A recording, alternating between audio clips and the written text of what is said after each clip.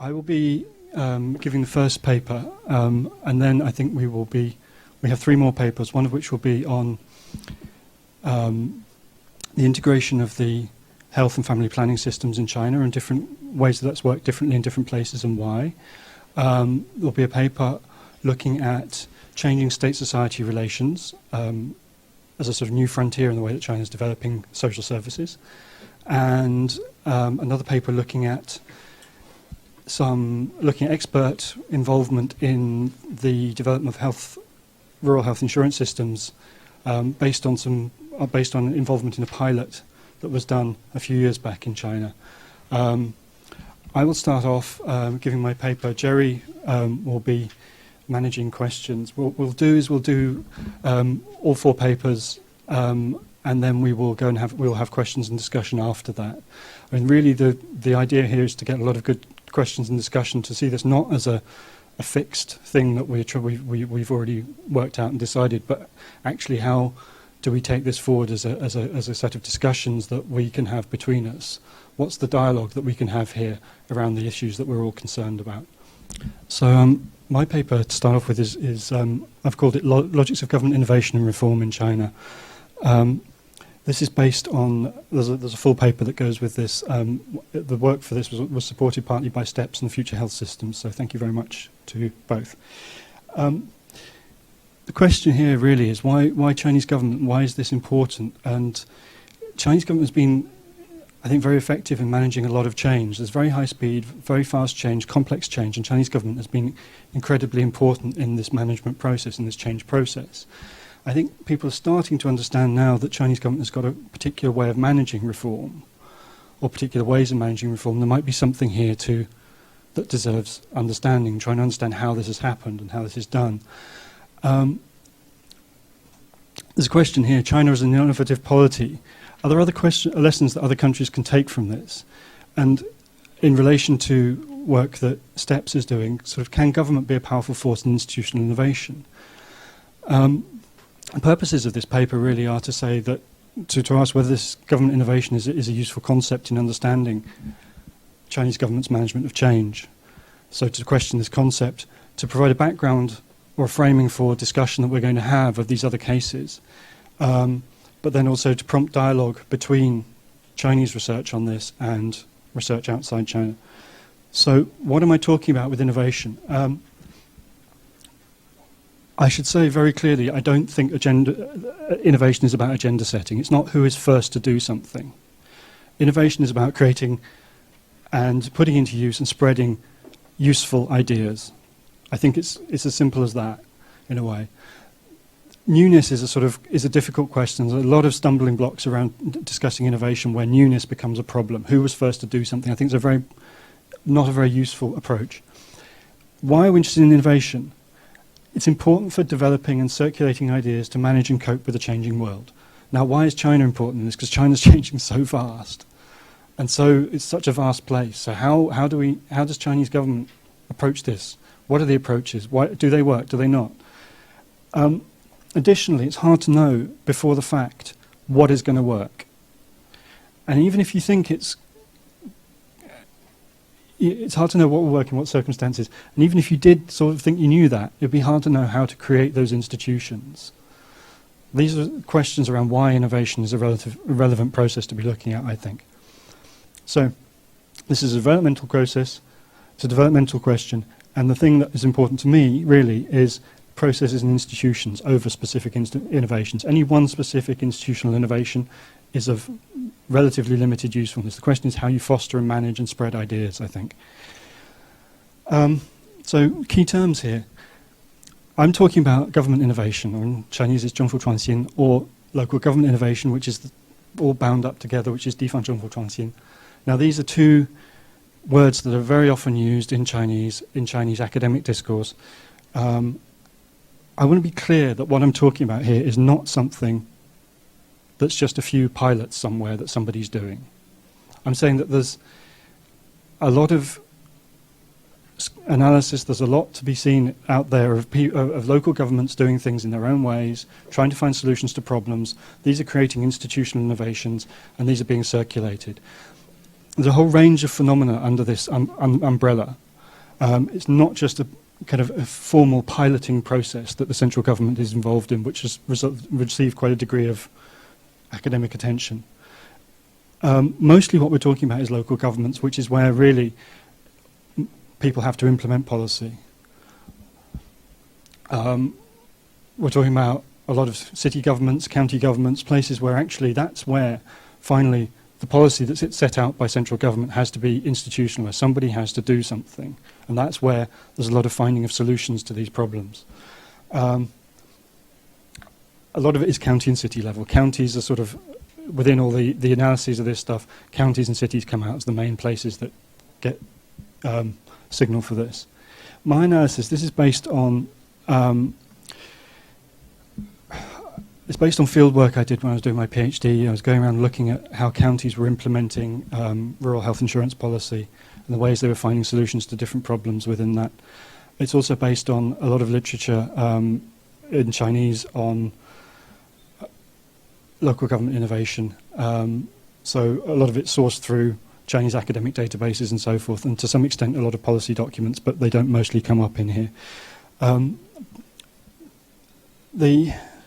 I've kind of presented this as around a set of stylized facts, which I think what I want to do here is just to set out what I'm saying, really. And one is that I think Chinese government means that much local government, the way this functions means that much local government policy innovation is actually embedded within the system of Chinese government functioning. It's not to say that people at local government level are doing this in a strictly voluntaristic way. They're not necessarily setting out to innovate, but there's a lot of churn, there's a lot of production of institutional practices which is there as part of the way the system functions. Second is that the multiple variant policy practices circulate a lot of the time, lots of different ways of doing things which are being done in different ways in different places and are moving around and being discussed or being borrowed and retransmitted. A range of different practices are tolerated for their contribution to the way to system gains, which is overall enlarging the range of institutional tools available in carrying out these reforms. So, I mean, within these, overall, I've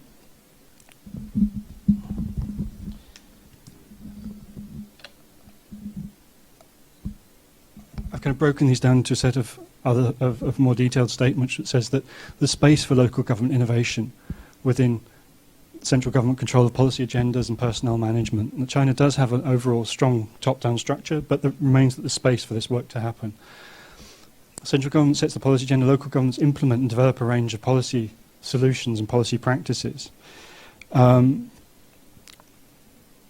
of policy practices are tolerated for contribution to system-level gains. This policy implementation and innovation are not really entirely separable. So within this idea of multiple variant policy practices in circulation at any one time, the range of informational infrastructures and transfer agents which help propagate variant practices. So these things circulate, they spread, there's discussion around these. Reforms show complex spatialities, the way that things work in different places. There are geographies of these changes. These ideas are moving around. Much government innovation is of little systemic usefulness. A lot of things are local solutions to local problems. They don't necessarily need to be useful elsewhere. They don't necessarily get transmitted elsewhere. They don't necessarily get studied from, but they remain local. Much local government innovation is not original, but again, I think this is a difficult problem, talking about newness and originality. Much is not actually very necessarily efficient, but it still may be valuable in terms of ways of coping with problems and managing change over time. And the important question for me really is systemic adaptation over short-term efficiency. It's how you manage change, not whether you can have a best fit, perfect institutional structure at this point in time. Now, I've got a few kind of slides here which really are an attempt to set out a set of words which are used very frequently in this policy discourse, and to use these as a way to kind of peg what I think is a certain set of understandings that are used frequently in government language on this, also frequently in the language of researchers in this. If we talk about this as, let's say, a policy community, these are a set of terms which are used an awful lot, often quite taken for granted. They're part of just a general framing of what this is about, I think. Now, when I'm saying this, I'm not saying this is just a central government use of language. I mean, when I was doing my field work, going around counties around China, I was finding very much the same kind of framings, the same kind of use of language to talk about what's going on, the same kind of rationalizations of these processes. So I think that's why these slides are set out in this way, to try and understand a set of terms that are used to describe these processes. And the first is, this one has a bunch of terms related to space, policy spirit and initiative. And this is a couple of quotes. And this is from Yu Keping, who runs, or used to run, the Local Government Innovation Programme at the Central Compilation and Translation Bureau. He says, China is a unitary polity. Subnational government must obey central government and must carry out reform under the unified arrangement and direction of the centre. This is one side of the question. The other is that central institutions and policy give local government a lot of space for exercising initiative. So space, 空间, initiative, often 积极性 in Chinese. These ideas around what people are doing, like the space they have, and also the idea that they have initiative, they have a degree of self-determination or autonomy. Each place can, in line with their local conditions, experiment boldly according to the spirit of central policy. And spirit here, again, comes up as this kind of 精神, or it's 方向. It's kind of the direction of policy. And people are phrasing things in these ways. And you talk to them, you talk to local government policy people, implementers, and they're talking in these ways, they're using these words, right? So, I mean, these are words that, to me, in reading this, they come out because they hit me, because these are words that I've heard people using when they're talking about how they're doing their reforms. And what I want to do with what this is saying really is that this is a new framing of actually a very old desire within Chinese policy thinking. And this is a quote from Mao Zedong from 1956, which is quite a long time ago. He says, legislative powers are all vested in the central authorities, but provided that the policies of the central authorities are not violated, local authorities may work out rules, regulations and measures in the light of their specific conditions and the needs of their work. We want both unity and particularity. It's imperative to have strong and unified central leadership and unified planning, etc., etc., etc. It is essential to bring the initiative of local authorities into full play, and let each locality enjoy the particularity suited to its local conditions. What I'm saying here really is that this is a new phrasing of actually something that has been in the policy discourse and dialogue for a long time.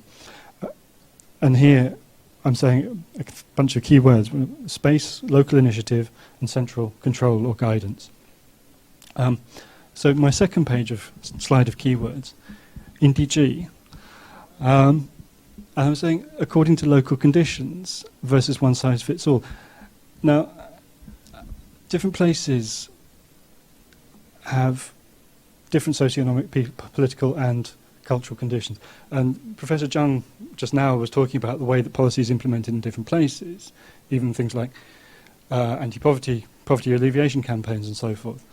And there is this strong discourse about the understanding that every place in China is actually fundamentally somehow different from every other place, or that there's a specificity in local conditions and that has to be taken into account.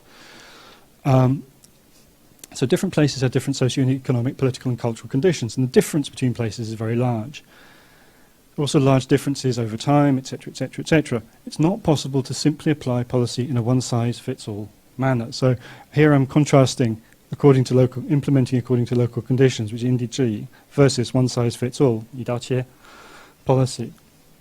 And there's a lot of rhetorical backing for subnational policy adaptation, experimentation and innovation. And this is from Wu at the time when she was vice premier, and this was in relation to development of the rural health insurance system. She was saying the difference in conditions between different rural areas is very large. It's impossible to adopt a one-size-fits-all policy. The main thing is for each area to experiment in the process of implementation in line with local conditions. I mean, these are all this is something approaching a consolidated vocabulary that's talking about the same kind of thing and what people should be doing. And this is really to say that I've called it operationalizationable institutions, which sounds really difficult, but when I was doing my field work, I'd be going and talking to people about why they were doing what they were doing, and they'd all be talking about yali. They'd all be talking about the pressure to implement policy that they're under, because they've got targets, they've got policy coming down that they have to do something about, etc. There was always yali. There was always this pressure. But there's something I think very interesting about Chinese policy, the way that Chinese policy functions, which that there is this continual pressure that everybody talks about, but there's also an openness in policy which actually finally bottoms out at the point where you get to often to the county level or to the city level where people actually have to do something. And that leads to different processes, different institutions. And this is from, this is an academic article. He says, we use a method in which the centre sets the principles of policy and localities organise implementable, sorry, this is Wu again from the Rural Health Insurance, organise implementable policy. We encourage each locality to experiment and innovate, etc.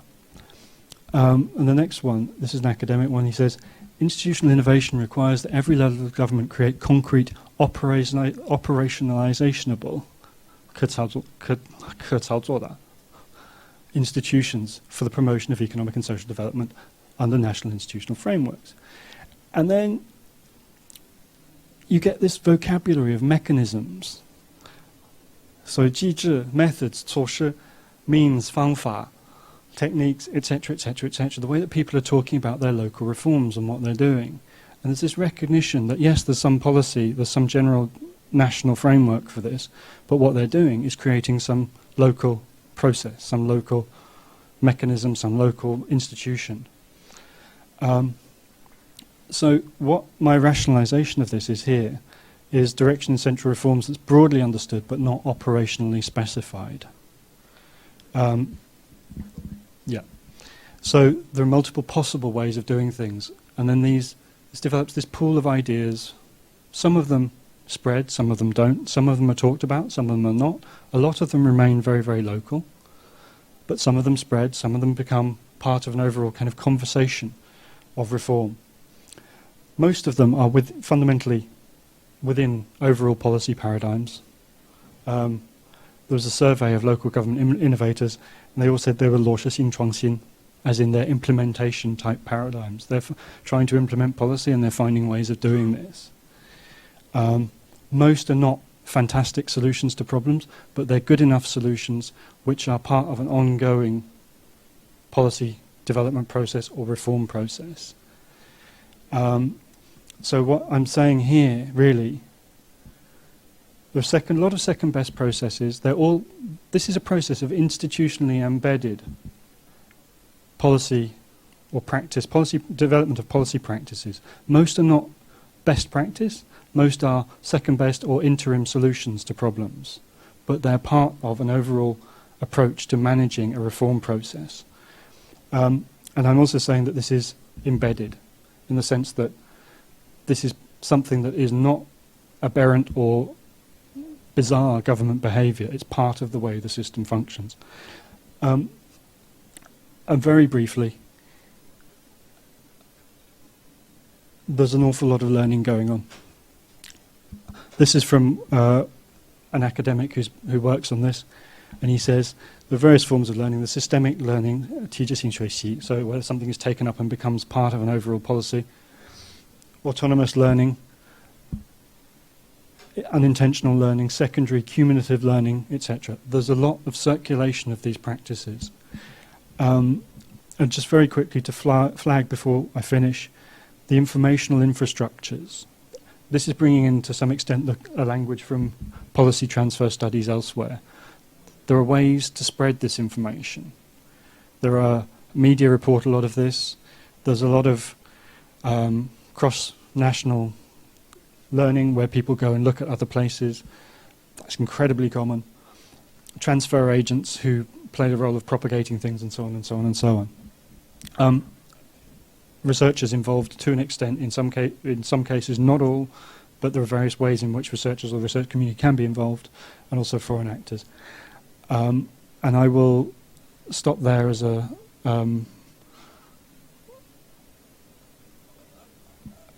one final comment actually before I finish. What I'm trying to describe here is a systemic phenomenon, but I'm also saying this is not something that is representative. It's not that all innovations, China is permanently innovating good solutions to all problems. What I'm saying is this is a way to try and understand a certain mode of functioning of Chinese government which appears to be important in the way that Chinese government manages reform. Not all solutions to problems are good. They are, however, part of an overall process of managing reform which keeps things going and is over time more important, in my view, than achieving a perfectly efficient management of policy system at any one point in time. And that's the overall point here, is about policy management adaptation and how Chinese government functions to make that work. And I hope firstly that this is a useful part of a discussion that we're going to have around the case studies, and second that we can have some good discussion about this later. Thank you.